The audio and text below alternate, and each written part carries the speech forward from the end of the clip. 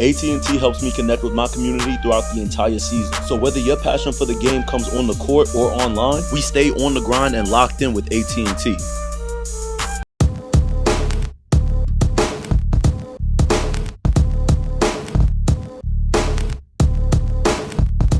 When you think of dribbling, what's the first move that comes to mind? Don't worry, there's no wrong answers, whether it's a simple crossover between the legs behind the back or any creative combinations you could think of.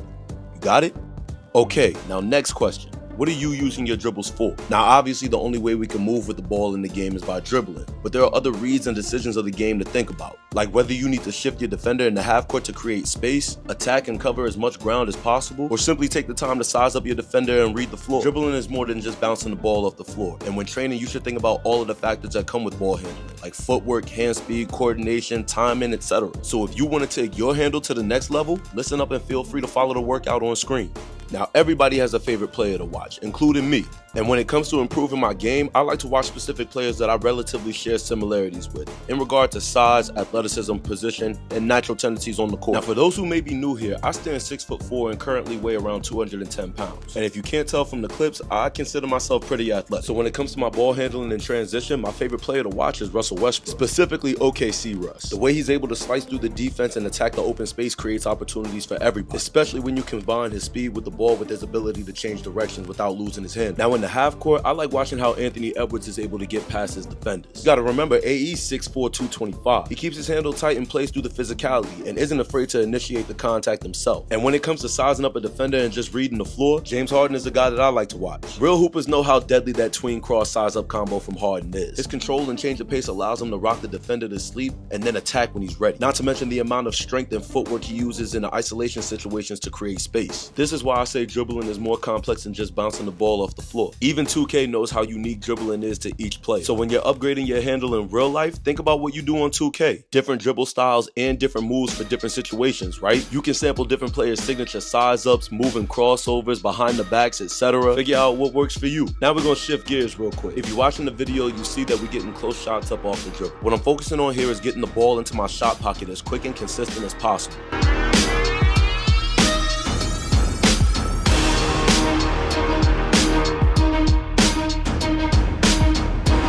Next up, I have these hard pound jump shots. This is where we getting our hands set as quick as possible. Same way a quarterback lines his hands up with the laces before he throws the football. Pound the ball as hard as you can, get your hands set to shoot, and go right into your jumper.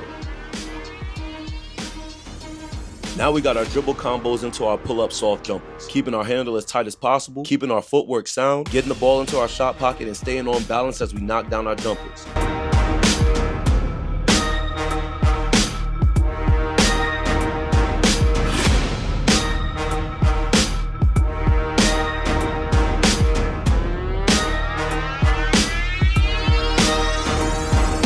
Now it's time to get downhill a little bit. Gotta be able to change direction and switch up your handle at high speeds. Here my focus is a push cross that gives me time to go to a few counters. I'm switching up my finishes, but my handle and footwork is the main focus. Imagining the wet floor sign as a defender, I'm trying to throw my initial move early enough to give myself time to counter if the defender adjusts. And of course, as I mentioned on screen before, train through these mistakes. That's how you know we're really pushing ourselves and getting better. We don't improve by staying comfortable.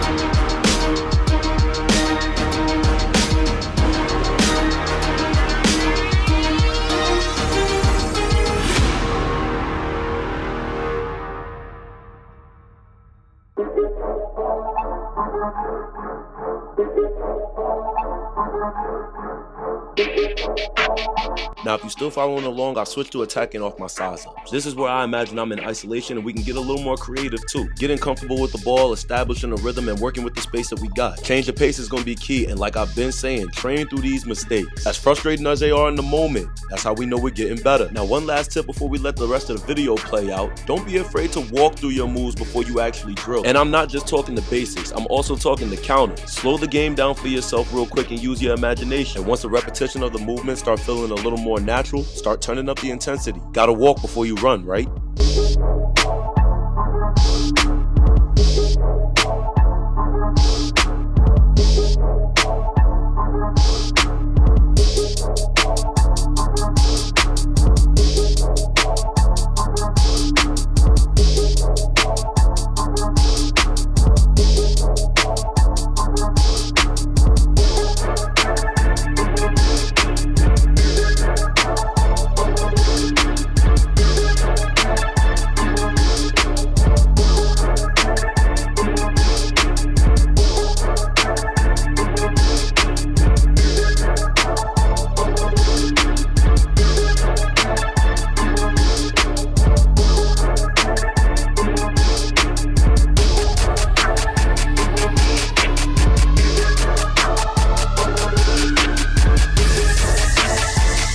Thank you for watching this episode of Locked In, powered by AT&T. Be on the lookout for another workout next episode.